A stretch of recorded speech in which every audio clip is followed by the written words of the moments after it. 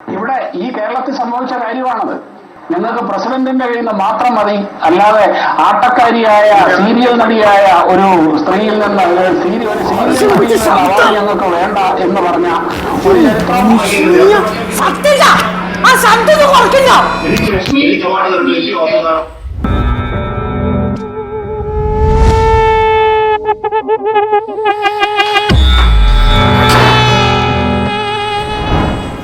ഞാൻ LOC തല്ലൂട്ടം കാണണമല്ലോ. ഇന്നെന്താ പറ്റി? പ്രാന്തായി വിശേഷന്?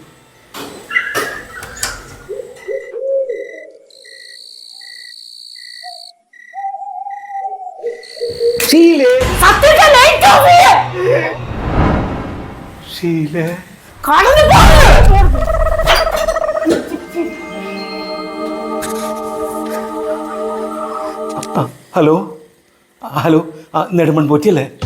ഇത് ഞാനാ, സത്യൻ. കണ്ടാണ് ശരി, സത്യൻ. അതെ, ഷീലയ്ക്ക് വീണ്ടും ബാധക്കെ.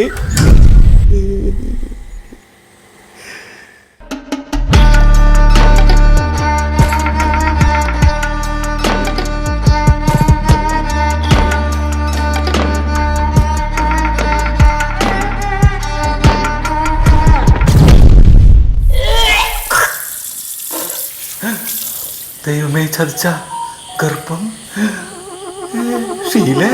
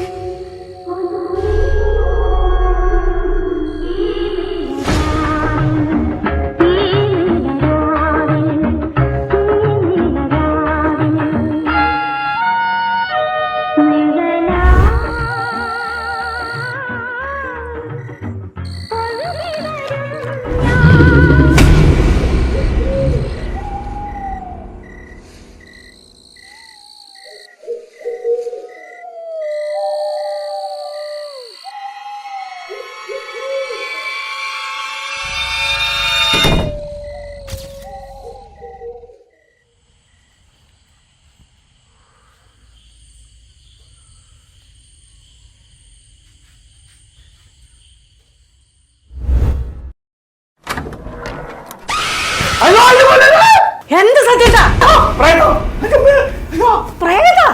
സത്യേട്ട, ഇത് ഞാനല്ലേ?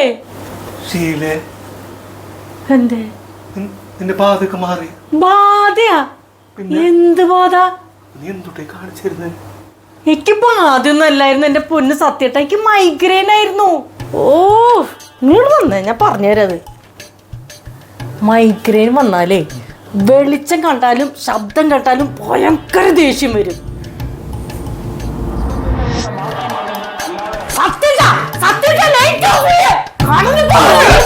പിന്നെ ഭയങ്കര തലവേദന ഉണ്ടാവും, മിക്കവാറും ഛർദിലും ഉണ്ടാവും. അല്ലാതെ എല്ലാ ഛർദിലും ഗർഭമൊന്നല്ല. ഓ, പിന്നെ എങ്ങനെ മാറിയ? എൻ്റെ ബാക്കിയുള്ള അസുഖങ്ങളൊക്കെ എങ്ങനെയാ മാറിയ? SBMലെ മരുന്ന് വെച്ചിട്ടല്ലേ. ഞാൻ നേരെ SBMലേക്ക് പോയി, അവിടുന്ന് എനിക്ക് മരുന്നും കിട്ടി. അയ്യോ, മരുന്ന് ഇവിടെ വെച്ചിട്ടുണ്ടോ? ഇതാണ് ആ മരുന്ന്, മൈഗ്രിനോൾ. ഇതെങ്ങനെ ഉപയോഗിക്കുന്നത്? നെറുകയിൽ, നെറ്റിയിൽ, 2 ചെവിയുടെയും പിന്നിൽ, കാലിൻ്റെയും കയ്യിൻ്റെയും തള്ളവിരലിൻ്റെ ചുറ്റും പുരട്ടിയിട്ട് മസാജ് ചെയ്യുക. അത്രേ ഉള്ളൂ. 20 മിനിറ്റ് കഴിയുമ്പോൾ കുളിക്കുക. ഇങ്ങനെ 7 ദിവസം ചെയ്താൽ ഒരുമാതിരിപ്പെട്ട മൈഗ്രെയിനൊക്കെ മാറും. അപ്പം എൻ്റെ മാറി.